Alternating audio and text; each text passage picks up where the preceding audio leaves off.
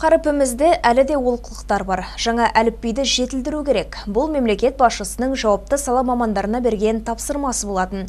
Осыны ескерген өрлеу біліктілікті арттыру институты семинар кеңес өткізіп, емле ережелерін қайта қарады.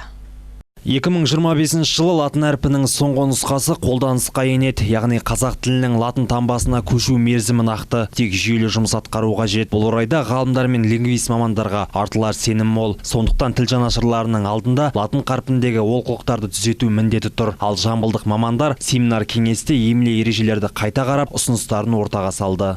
Президентіміз Қасым-Жомарт Тоқаевтың кешегі мәлімдемесі бойынша мынау әліпбидің және емлелік ережелер ішіндегі олқылықтарды қайта түзету және оны келісіп барып бір-бірлеріне мәмілеге түсіп отырып қайта қарастыруды ұсынған болатын.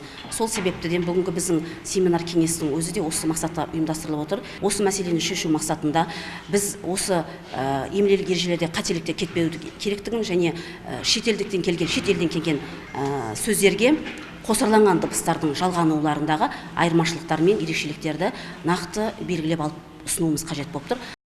Бұдан бөлек жиында латын графикасын меңгерудің тиімді жолдары айтылды. Әсіресе педагогтардың жаңа әліпбиге көшу кезеңдеріне сәйкес біліктілігін арттыру жайы сөз болды. Өз кезегінде өрлеу біліктілікті арттыру институтының мамандары ұстаздарға бұл тұрғыда барынша қолдау көрсетуге әзір екендіктерін жеткізді. Семинардың негізгі мақсаты латын әліпбиіне көшу кезеңіндегі емле ережелерін талқылау, сондағы негізгі мәселелер.